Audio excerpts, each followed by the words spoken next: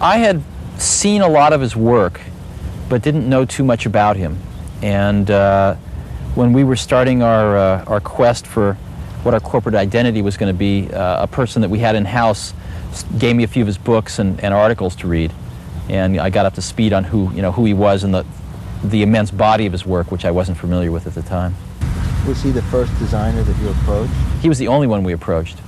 And he said he'd love to do it. So he came out and visited us several times at Next and got to know the company and the people. And I think solved a very difficult problem for us. The problem he solved was,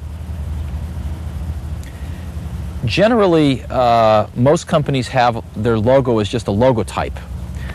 And every once in a while, a company has a logo that's sort of a little jewel, a symbol, that can be used independently of the logotype. And at Apple, we had such a symbol. Matter of fact, at Apple, it was very rare because the symbol was the name of the company. It was a thing that had the same name as the company in Apple.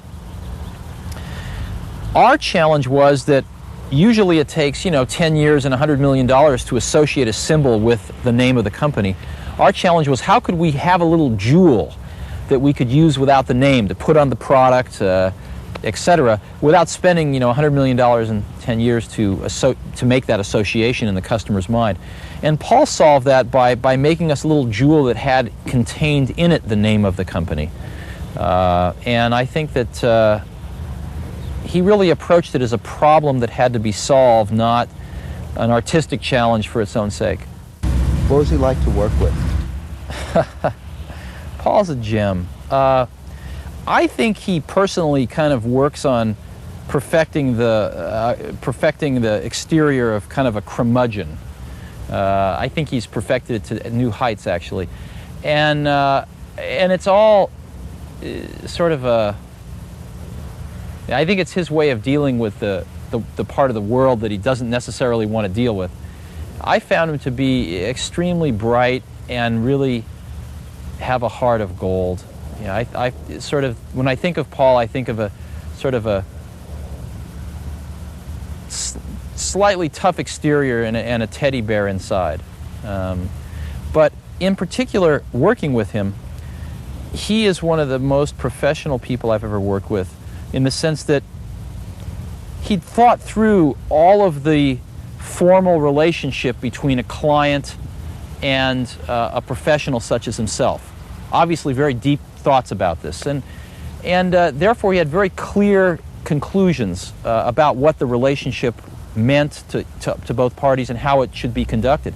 For example, I asked him if he would come up with a few options, and he said, "No, I will solve your problem for you, and you will pay me. And you don't have to use the solution. If you want options, go talk to other people.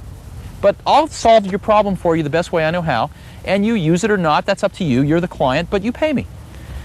And there was a clarity about the relationship that was refreshing. And again, really obviously the result of thinking about that relationship for many years or decades. And it was evident in several types of things that came up throughout the relationship. Paul's a phenomenal thinker, and I mean, he's a phenomenal writer, and I think to be a phenomenal writer, that's just a reflection of his thinking. He's a very, very deep thinker. And you go visit him in the house that he designed and had built for himself decades ago, and you get a sense that this is a very deep, thoughtful person who has tried to express in every part of his life what his principles are. And you don't meet so many people like that today. How would you describe his principles?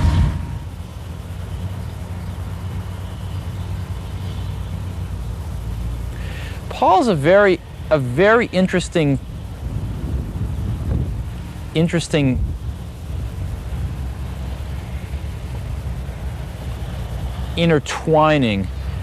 of a pure artist and somebody who is very astute at solving business problems. And you wouldn't normally, it's much easier to think of him as an artist, but I actually think of Paul as much as a as a business problem solver as I do an artist. And it's the marriage of those two things that I think, the very, very practical and the artist that is unique. So I'm not exactly sure how if I could articulate his principles, but you feel them when you're around him. And that's probably the best I can say. How would you describe his work?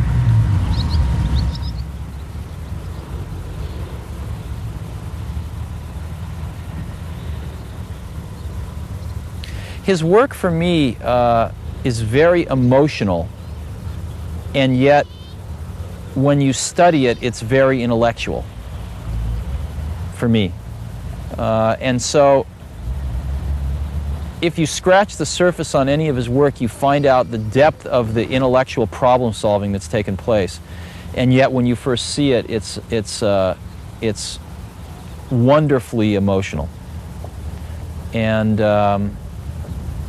that's a consistency that's been throughout all of his work that I've seen. Could you describe something that exemplifies that? Oh, one of my favorite things that he's done, of course, is the IBM poster with the I, the B, and the M. It was very powerful. And it was that depth, again, that you find from Paul that I loved. First